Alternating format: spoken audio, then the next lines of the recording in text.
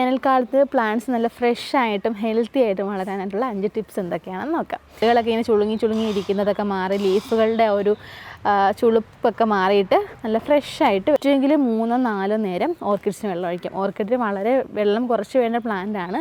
പക്ഷേ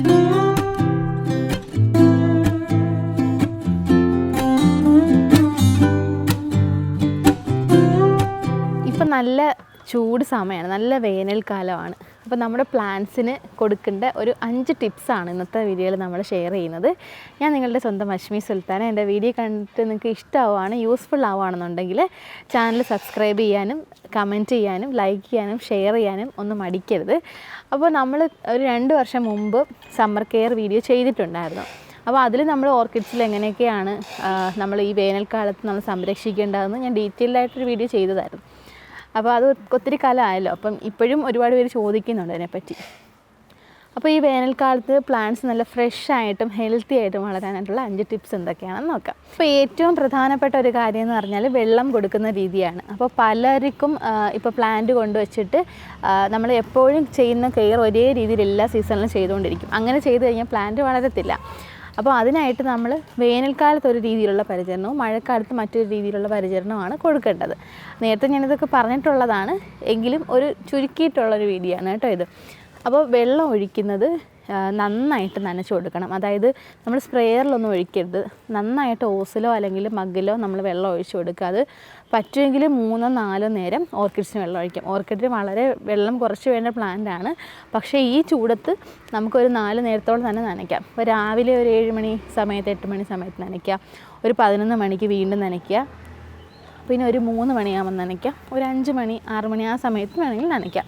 കാരണം നല്ല ചൂടായതുകൊണ്ട് പെട്ടെന്ന് തന്നെ ഇപ്പോൾ കരി ഓട് തൊണ്ടൊക്കെ പെട്ടെന്ന് അങ്ങ് ഡ്രൈ ആയി പോവാണ്. അപ്പോൾ തൊണ്ടിൽ നമ്മൾ വെച്ചേക്കുമ്പം നല്ല നനവ് കിട്ടുന്നുണ്ട്, പക്ഷേ തൊണ്ട് വരെയും ഭയങ്കരമായിട്ട് ഡ്രൈ ആവുന്നൊരു ക്ലൈമറ്റാണിത്. അപ്പം നന്നായിട്ട് നനയ്ക്കുക, അത് ഏറ്റവും ഇമ്പോർട്ടൻ്റ് ആയിട്ടുള്ള കാര്യമാണ്.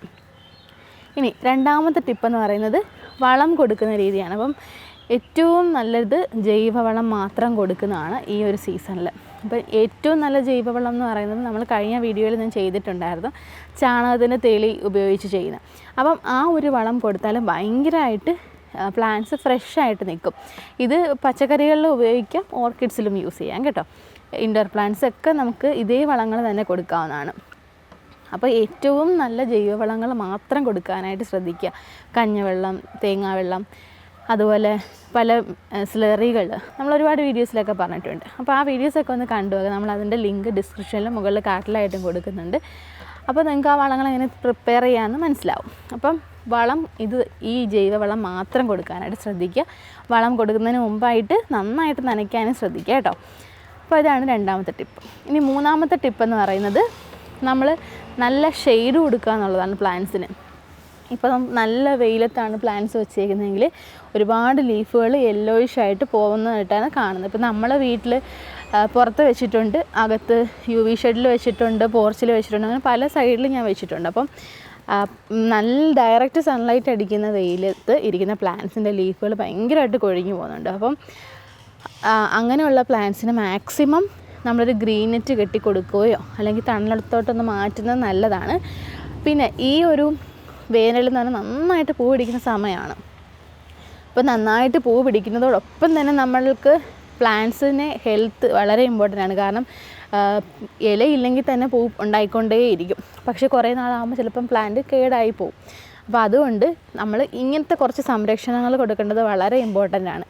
പ്രത്യേകിച്ച് ഇതൊരു വലിയ കാര്യമൊന്നുമില്ല, നമ്മളിത് 1-2 കാര്യം അതൊന്ന് ശ്രദ്ധിച്ചാൽ മാത്രം മതി. നമ്മൾ പിന്നെ സാധാരണ ചെയ്യുന്ന പോലെ ചെയ്താൽ മതി. ഇപ്പോൾ ഓർക്കിഡ് 4 നേരം വെള്ളം ഒഴിക്കണമല്ലോ എന്ന് പറയുമ്പോൾ ഒരു ബുദ്ധിമുട്ടായിട്ട് അങ്ങനെ തോന്നും. പക്ഷേ ഈ ഷെയ്ഡൊക്കെ കൊടുത്തു കഴിയുമ്പോൾ നല്ല രീതിയിൽ ആ ഒരു നനവൊക്കെ നിൽക്കുകയും ചെയ്യും. അപ്പം ഷെയ്ഡ് കൊടുക്കുക, ഗ്രീൻ നെറ്റോ അല്ലെങ്കിൽ ഏതെങ്കിലും ബ്ലാക്ക് നെറ്റോ ഒക്കെ കെട്ടിയിട്ട് സംരക്ഷിക്കുക. 4ാമത്തെ ടിപ്പെന്ന് പറയുന്നത് നമ്മൾ ഈ പൊതയിടുക എന്നൊക്കെ പറയത്തില്ലേ ഈ പച്ചക്കറി നടുന്നവരൊക്കെ, അതുപോലെ നമ്മൾ ഓർക്കിഡ്സിൽ വേണമെങ്കിൽ തൊണ്ട് വളരെ കുറച്ച് കൊടുത്തിട്ടുള്ള പോട്ടി മിക്സ് ആണെങ്കിൽ കുറച്ച് തൊണ്ട് അല്ലെങ്കിൽ ചകിരിയുടെ നാര്, മോസ് ഉണ്ടെങ്കിൽ സ്പാഗ്നമോസ് ഉണ്ടെങ്കിൽ അതേതെങ്കിലുമൊക്കെ ഒന്ന് വെച്ച് കൊടുക്കുക. ഈ ഒരു സീസണിൽ മാത്രം വെച്ച് കൊടുത്ത് പിന്നീട് അതങ്ങ് മാറ്റിയാൽ മതി. അപ്പോൾ അങ്ങനെ വെച്ച് കൊടുത്താലും നല്ലൊരു തണുപ്പ് ഫീൽ ചെയ്യും പ്ലാന്റ്സിന്. അപ്പോൾ അങ്ങനെ നല്ല ഈ ടെറസിലിരിക്കുന്നത് അല്ലെങ്കിൽ നല്ല വെയിലത്തിരിക്കുന്നതിനൊക്കെ മാത്രം മതി ഈ പറയുന്നത്. അങ്ങനെ ചെയ്താൽ നന്നായിട്ട് ഫ്രഷ് ആയിട്ടിരിക്കും. ഈ തണ്ടുകളൊക്കെ ഇങ്ങനെ ചുളുങ്ങി ഇരിക്കുന്നതൊക്കെ മാറി ലീഫുകളുടെ ഒരു ചുളുപ്പൊക്കെ മാറിയിട്ട് നല്ല ഫ്രഷ് ആയിട്ട് വരും. ഇനി 5ാമത്തെ ടിപ്പെന്ന് പറയുന്നത്, നിങ്ങളുടെ ഇപ്പോൾ പ്ലാന്റ്സ് അങ്ങ് ഭയങ്കര ഡ്രൈ ആയിരിക്കുകയാണ്, വേനൽക്കാലത്ത് ഇപ്പോൾ ഒന്നും നിങ്ങൾക്ക് ചെയ്യാൻ പറ്റുന്നില്ല, എന്തൊക്കെ ചെയ്തിട്ട് മാറുന്നില്ല എന്നുണ്ടെങ്കിൽ നിങ്ങൾക്ക് വാൻഡ, മൊക്കാര ഇങ്ങനത്തെ പ്ലാന്റ്സിനൊക്കെയാണ് സാധാരണയായിട്ട് പ്രോബ്ലം വരുന്നത്, ഇങ്ങനെ ചുളുങ്ങി പോവുക.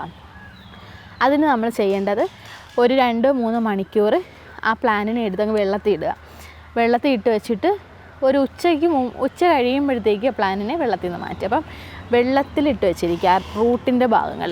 അപ്പോൾ ആ റൂട്ട് നന്നായിട്ട് വെള്ളം കുടിച്ചിട്ട് പ്ലാന്റ് ഒരു 2-3 ദിവസം കൊണ്ട് തന്നെ അടിപൊളിയായിട്ട് ഫ്രഷ് ആയിട്ട് വരും. അപ്പോൾ അങ്ങനെയും കൂടി ചെയ്ത് കഴിഞ്ഞാൽ ഈ സമ്മർ സീസണിൽ നമുക്കുണ്ടാവുന്ന പ്ലാന്റ്സിൽ, ഓർക്കിഡ്സിൽ ഒക്കെ ഉണ്ടാകുന്ന പ്രശ്നങ്ങൾ മാറിക്കിട്ടാനായിട്ട് നിങ്ങൾക്ക് സഹായിക്കും. അപ്പോൾ ഇത്രയും മാത്രം ശ്രദ്ധിച്ചാൽ മതി. വേറെ ഒരു 5 കാര്യങ്ങൾ, അത് ഈസി ആയിട്ടുള്ള കാര്യങ്ങളാണ്, നമുക്ക് എല്ലാവർക്കും ചെയ്യാവുന്നതേ ഉള്ളൂ. കുറേ പ്ലാന്റ്സൊക്കെ വീട്ടിൽ വെച്ചിട്ടുണ്ടെങ്കിൽ ഇങ്ങനെ ചെയ്താൽ അടിപൊളിയായിട്ട് ഗ്രോത്ത് കിട്ടും, നന്നായിട്ട് ഫ്ലവറും ചെയ്യും. അപ്പോൾ ഈ ടിപ്സ് എല്ലാവരും ഒന്ന് ചെയ്തു നോക്കുക. അപ്പം വീഡിയോ എല്ലാവർക്കും യൂസ്ഫുള്ളായി ഇഷ്ടമായെന്ന് കരുതുന്നു. വീഡിയോ ഇഷ്ടമായിട്ടുണ്ടെങ്കിൽ ലൈക്ക് ചെയ്യാനും ഷെയർ ചെയ്യാനും സബ്സ്ക്രൈബ് ചെയ്യാനും മടിക്കരുത്. അപ്പോൾ ഇനി അടുത്ത ഒരു ടിപ്പുമായിട്ട് മറ്റൊരു വീഡിയോയിൽ കാണാം. ബൈ.